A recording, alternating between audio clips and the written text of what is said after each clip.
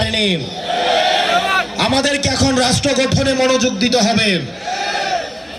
প্রিয় চট্টগ্রামবাসী, যারা অতীতে আমাদেরকে শাসন করেছে তারা জানতো যে তারা দিন শেষে বাংলাদেশে থাকতে পারবে না।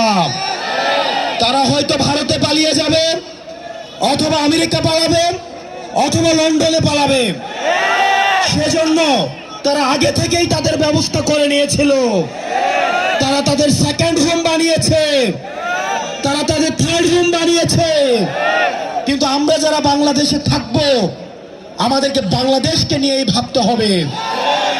প্রিয় চট্টগ্রামের তরুণ প্রজন্ম, আমাদের অতীত প্রজন্ম আমাদের জন্য কিছু রেখে যায় নাই। তারা আমাদের একটা ভঙ্গুর অর্থনীতি দিয়ে গিয়েছে, একটা ভঙ্গুর শিক্ষা ব্যবস্থা নিয়ে দিয়ে গিয়েছে, তারা আমাদের একটা ভঙ্গুর স্বাস্থ্য ব্যবস্থা দিয়ে গিয়েছে, আমাদের মধ্যে সাম্প্রদায়িক সংঘর্ষ দিয়ে গিয়েছে, আমাদের মধ্যে কলহ দিয়ে গিয়েছে, পাহাড় বনাম সমতল সংঘর্ষ দিয়ে গিয়েছে। আমরা যারা এই প্রজন্মের রয়েছি, আমাদেরকে দায়িত্ব তুলে নিতে হবে। এই সব সমস্যার আমাদেরকে সমাধান করতে হবে।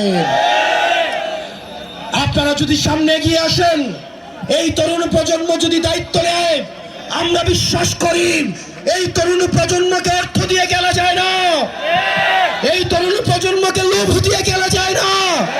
হাসিনা চেষ্টা করেছিল